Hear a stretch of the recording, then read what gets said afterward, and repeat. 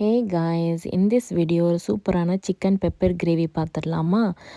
First ஒரு பேனில் சீரகம் அண்ட் மிளகு, அதுக்கப்புறம் 2 குட்டியாக நறுக்குன ஆனியன், குட்டியாகவும் நறுக்கிக்கலாம், பெருசாகவும் நறுக்கிக்கலாம், நமக்கு எப்படி வேணுமோ அதை நல்லா ஃப்ரை பண்ணிக்கணும். இந்தளவுக்கு வந்ததுக்கப்புறம் அதை தனியாக எடுத்து வச்சிடணும். இதை நம்ம அரைக்க தான் போகிறோம். அதுக்கப்புறம் இன்னொரு பேனில் வந்து ஒரு 50 ml ஆயில், எனக்கு 50 ml எவ்வளோன்னு மெஷர்மெண்ட் தெரியும், ஸோ நான் அதனால் அப்படியே ஆட் பண்ணிட்டேன். கடுகு, சீரகம், அதுக்கப்புறம் பார்த்திங்கன்னா கருவேப்பிலை, அப்புறம் வந்து வரமிளகாய், ஆனியன் இதெல்லாம் போட்டுட்டு நல்லா ஃப்ரை பண்ணணும். ஆனியன் நல்லா ஃப்ரை ஆகி நமக்கு ஒரு ஸ்வீட் டேஸ்ட் வரும்னா அந்தளவுக்கு ப்ரௌன் ஆனியனாக வரும்.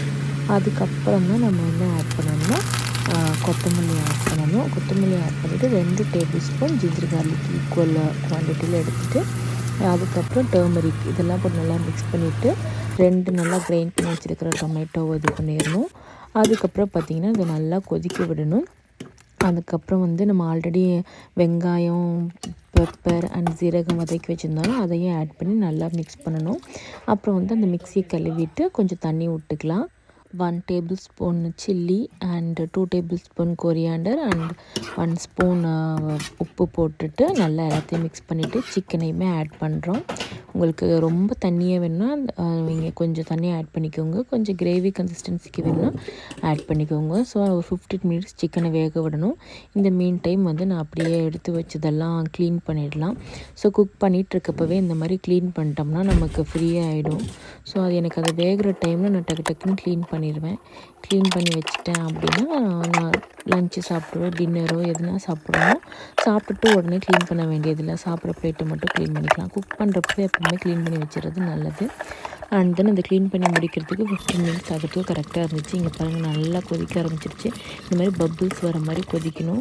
சிக்கனுமே நல்லா வெந்துருச்சு. வெந்ததுக்கப்புறம் வந்து கேப்சிகமும் பச்சை மிளகாவும் குட்டி குட்டியாக நறுக்கி இப்படி போட்டுட்டு ஒரு 1/2 லெமன் இப்படி நம்ம ஸ்க்வீஸ் பண்ணி அந்த ஜூஸை ஆட் பண்ணிவிட்டு அப்புறம் பேலன்ஸ் இருக்கிற கொத்தமல்லியும் இந்த மாதிரி பண்ணிவிட்டு மிக்ஸ் பண்ணோம்னா சூப்பராக இருக்கும். Husband come on.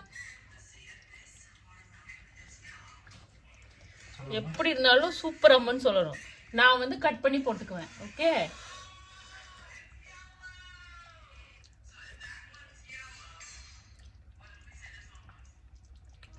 வீடியோக்காக உண்மையாவா?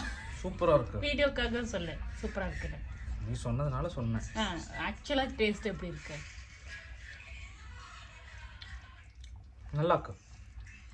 ஆக்சுவலாக டேஸ்ட் ஒன்றுலேயே நல்லா இருந்தது. பிகாஸ் இது என்னோடய ரெசிபி கிடையாது, ஜபர் பாயோட ரெசிபி தான். இதுக்கு வந்து நான் பரோட்டா போட்டுக்கிறேன். ஸோ லன்ச் டைமில் இந்த மாதிரி பரோட்டா கிரேவி சாப்பிட்றதுக்கு நல்லாயிருக்கும். எப்போவுமே ரைஸ் சாப்பிட்றதுக்கு சூடாக பரோட்டா போட்டு கிரேவி வச்சு கொண்டு போய் ஃபஸ்ட்டு ஹஸ்பண்டுக்கு தான் சர்வ் பண்ணேன். எனக்கு எப்போவுமே நான் என்னெல்லாம் சூப்பராக குக் பண்ணுறேனோ அதை வந்து ஃபஸ்ட்டு இலாக்கு வந்து சர்வ் பண்ணணும். அவன் டேஸ்ட் பண்ணி பார்த்துட்டு சொன்னான்னா செம்ம சாட்டிஸ்ஃபைடாக இருக்கும். தேங்க்ஸ் ஃபார் வாட்சிங் திஸ் வீடியோ.